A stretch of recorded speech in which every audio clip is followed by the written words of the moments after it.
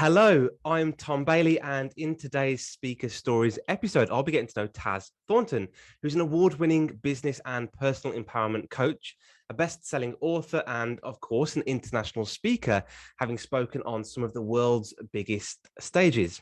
So Taz, hello, and a very warm welcome to today's episode. Thank you. Thanks so much for inviting me. I'm looking forward to this. Absolutely, thank you. And just out of interest for some of our international listeners, whereabouts in the world are you right now? I'm in Lincolnshire, England right now. Earlier this morning, I was in Reading, just been to an awards ceremony last night, and I got back in probably about an hour ago. Okay, and you're ready to go, so that's great. Always, yeah. Brilliant. And let's just share a little bit more about you before we do get started. So Taz has coached 2 BBC dragons, actors and politicians. She's been featured on ITV, BBC, Sky, and other leading media outlets. And it's living proof that it's entirely possible to turn your life around and create the future you want to live. So Taz, I know that you're currently using public speaking in many forms to inspire and motivate people all over the world. I'd love to know, were you always naturally confident public speaker, or is it something you've had to work on? It's something I've chosen to work on. I'm naturally quite an introvert, but when life threw me lots of challenges and I went beyond the time where I was trying to escape from life, and thank goodness I failed in those checkout attempts, my goodness, I chose to turn those experiences into something that could mean life, or it could mean something for other people who were also on that precipice and thinking maybe life wasn't for them. So I started there, and it got to the point where I felt my soul mission, if you like, was bigger than me, to help, to inspire, to motivate, to support others as much as possible. And because that mission was so much bigger than little old me, I needed to get over myself. And that meant that I needed to get used to speaking in front of bigger audiences, because I can't get that message out to the people that I believe I'm here to get it out to if they don't know I exist. So the best way to be as successful as I possibly can with that thing I call my soul mission is to get to bigger and bigger audiences. Now, of course, some of that's online. The world of social media opens up so many opportunities for us, but it also means stepping out onto a stage. And actually, I find smaller audiences can be more intimidating than big auditoriums. Yeah. I mean, what a powerful comparison to say, I've got this maybe slight fear of embarrassing myself versus I can save lives through the power of my message. It really does make the small fear, that little voice you've got inside your head, insignificant compared to the impact that you can have in the world. I mean, don't get me wrong. I'm still the person, if I'm dropped into the middle of a social situation or a party or a barbecue, I'm still the person hiding in the kitchen going, come and go yet? Have enough people seen us here? Can we escape now? But I've conditioned myself enough now that if I go into a room and I have a purpose, I'm going to be the speaker at this event. Yeah. You know, I'll be standing tall and I will be feeling full of confidence because I have that purpose. Yeah. And I know why I'm there.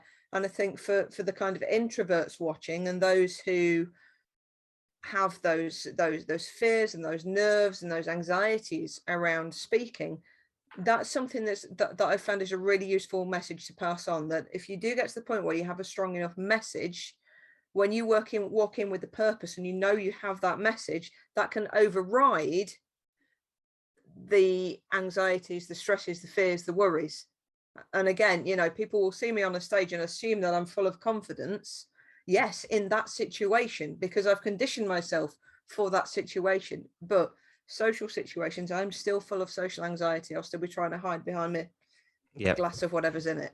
I can absolutely resonate with that. And we'll probably dive into that in a little bit more detail. But I think the next question for me is around the power of public speaking. So I call this podcast Succeed Through Speaking, and that's really to help motivate people to realize the power of that. So how do you think public speaking can help people to succeed in life and in business? I think if I'm sitting in my own company, I can and ah. I don't procrastinate much now, but I used to. We can procrastinate, we can get lost in our thoughts, we can do all kinds of things to delay the inevitable, whatever that inevitable might be.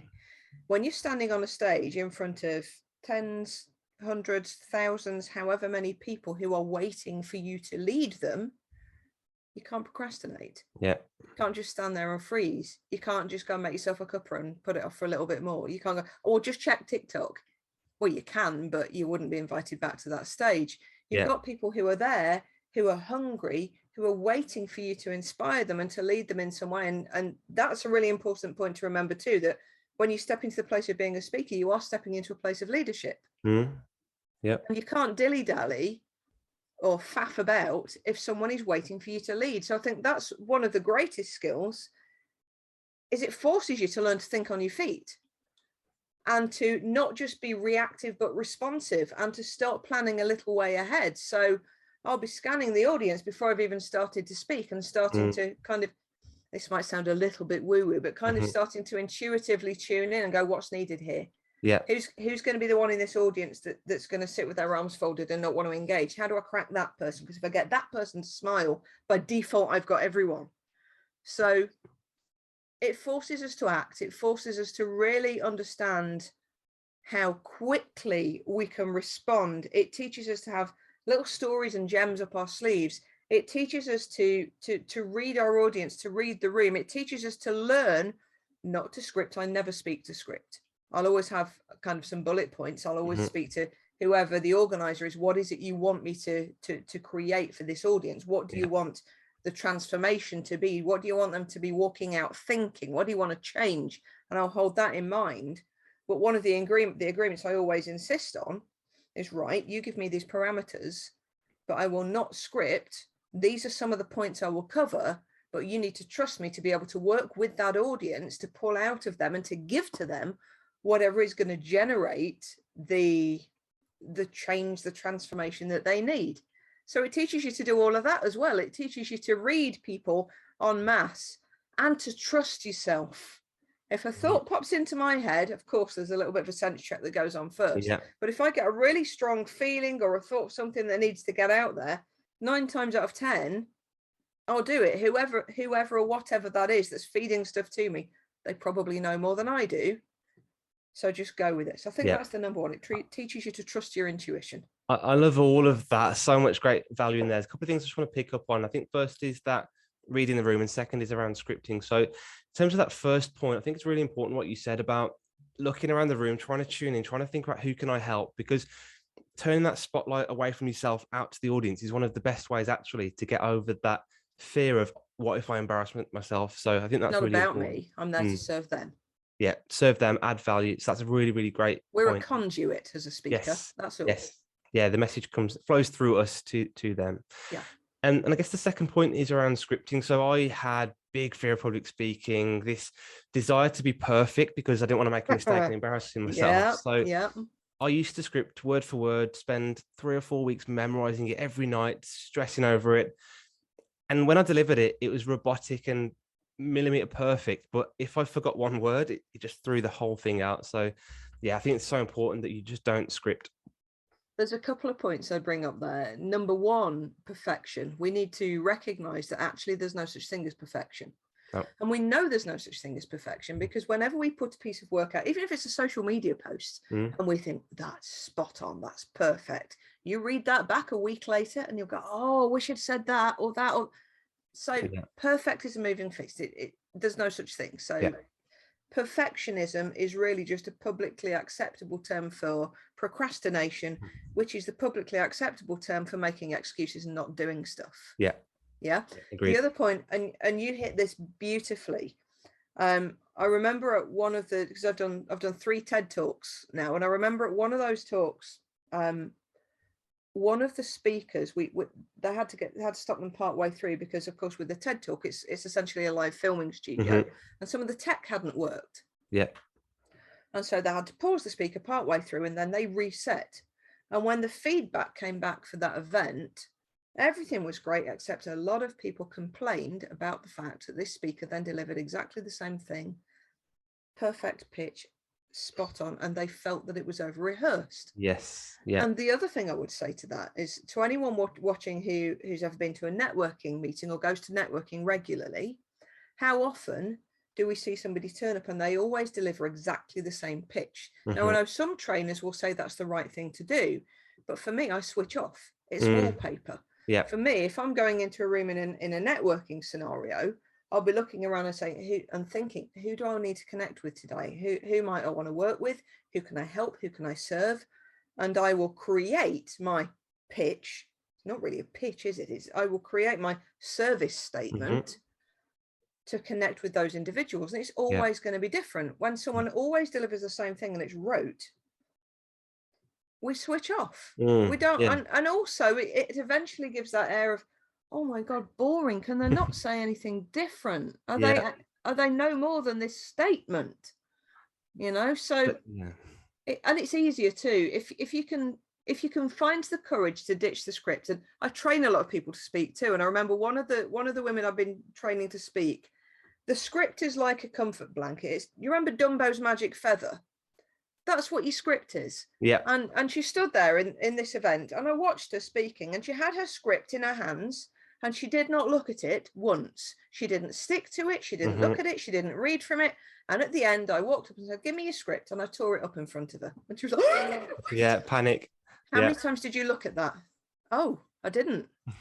And it's so much better. Your audience will connect with you so much more if you just speak from your heart. And it's one of the reasons I always tell people to only speak about topics that you know inside and out, that you have a real passion for, that it's your drive, it's your story, or it's something that you are intimately connected with and know inside and out. If you only speak about things that you know or you've experienced, we don't need a script, do you? Because you know the story.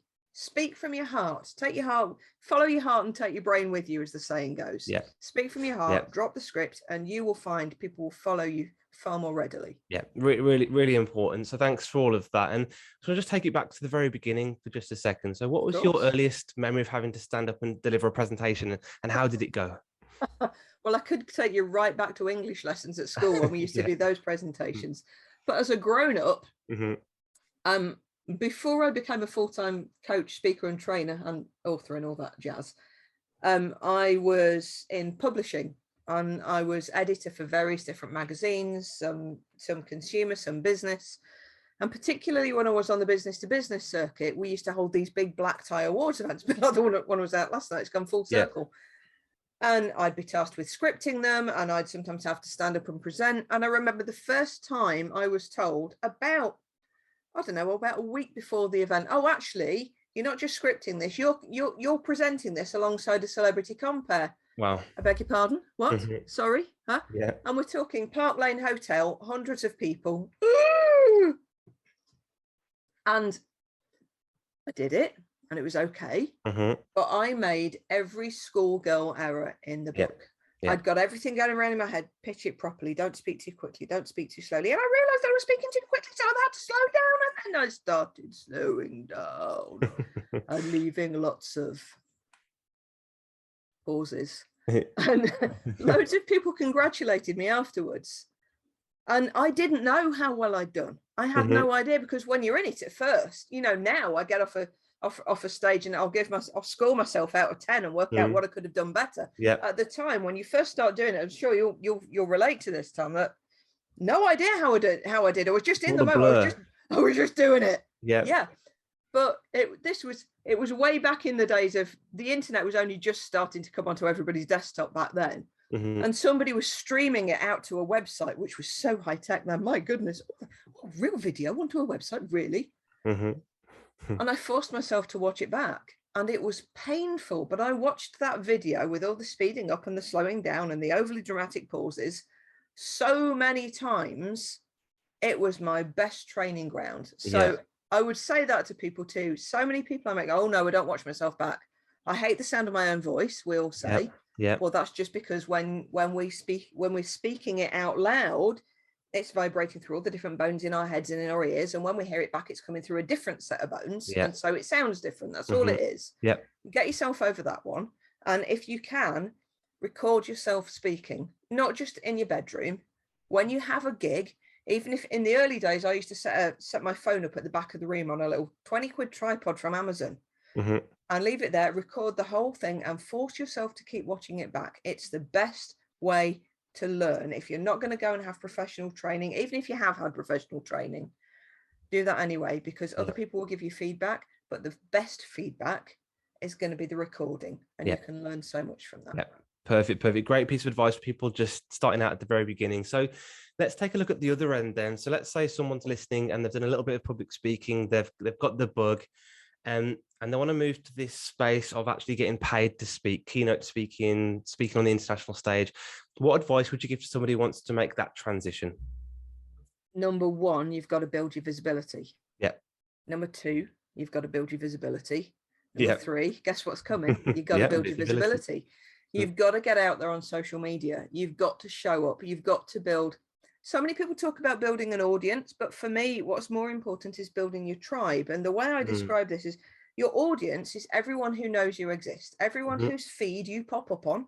That's your audience. If you look at that as a pie chart, which is why I'm making lots of big round gesticulations, there'll be a tiny slice of that who are people who hang on to your every word, are becoming your advocates, and are ready to buy whatever you put out there, to recommend you, and who just thinks the sun shines out of your what's it, that's your tribe. So, and that percentage in terms of that pie chart, I reckon always stays the same. But as you grow your audience, the percentage stays the same, but the numbers grow. Got it. So you need to be showing up. You also need to be really clear about what it is. What's your message? Who do you serve? Who is that message for? What's the difference that it's going to make? What's the point of your talk? How are you different to everyone else? And who do you want to be speaking for? Who are the businesses you want to be speaking for? Which are the shows or events you need to be speaking at? And you need to start making those connections in the right way. Another thing I would say is never, ever, ever, ever, ever pay to speak. I think because there are so many people now who've realized, as you said a few minutes ago, who get the bug for speaking. It's as addictive as tattoos. You get the bug for speaking. And because that's out there so much, and because there are so many new speakers who essentially are desperate for assets, they need their pictures, they need testimonials, they need a show reel. And so there's this big industry now growing up around charging people to speak. Yeah. But the more you buy into that, the more you decimate your future as a speaker.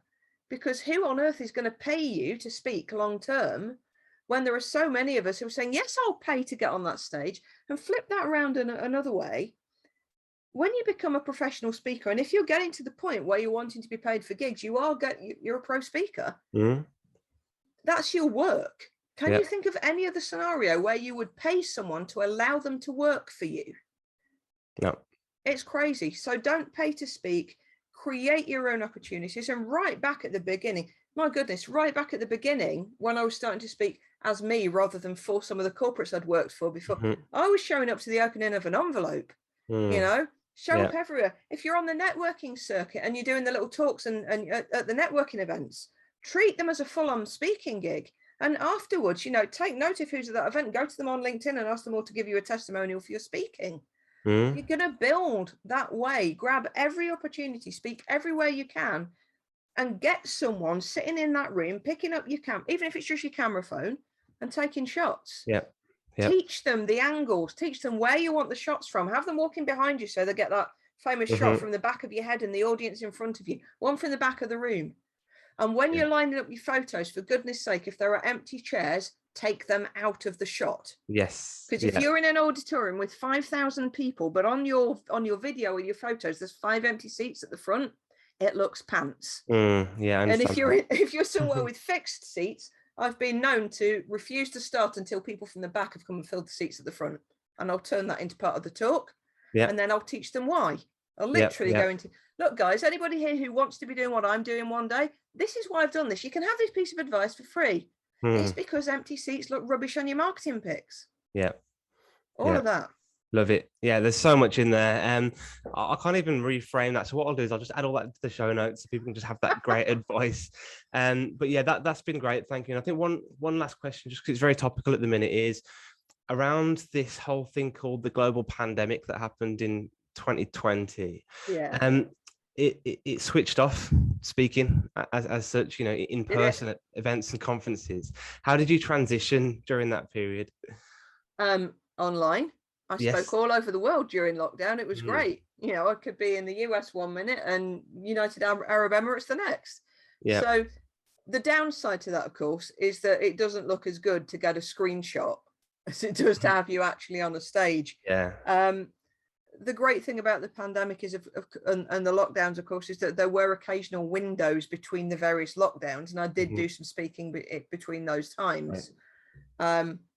It was weird though, speaking to a room full of masks with me at the front saying, no, you don't need to wear a mask, you're the speaker. Yeah. Yeah. So yeah, but use them all as assets, even with online gigs. Get the testimonials. And again, because it's global, it's great. I think now we're coming out of that. I suspect some of the speaking gigs will remain online. And rather than opportunities dying, I think it might expand them, but we'll be doing things differently. Yeah. So, my speaker training retreats were the one I usually run 2 a year, and in lockdown I ran 1 through all of them, and it'd been postponed so many times. I haven't even set dates for the next one yet because I'm a little bit nervous about what they might do again. But there's still a hunger for live events. Am I as busy now as I was before lockdown with in-person events? No, I think I've probably got 4 or 5 lined up for this year thus far. Yep. But I'm being asked to speak online regularly. So remember that too, guys, that just because you're speaking online, it doesn't mean you shouldn't be paid for it. Yeah. You will have some gigs where they don't pay. A lot of the business shows, for instance, don't pay, but they won't expect you to pay them anything. Some do. Some will try and sell you a stand and a speaking package. No. If we all start saying no, they'll have to stop doing that. But there are some events where I'll still go and speak for free because I know the return from the audience will more than balance that. Which takes me on to one quick other point: selling from stage. I don't do it. I hate it. For me, if I serve my audience powerfully enough, deliberate, because it's not about being powerful and having power over them. It's about being in your own power, powerful. If I serve my audience powerfully enough, they will seek me out and they will come and ask to do work with me. Yeah. I don't need people to be sitting down and then me to be pushing stuff at them or trying to get people onto a free webinar, which of course is only going to be an upsell.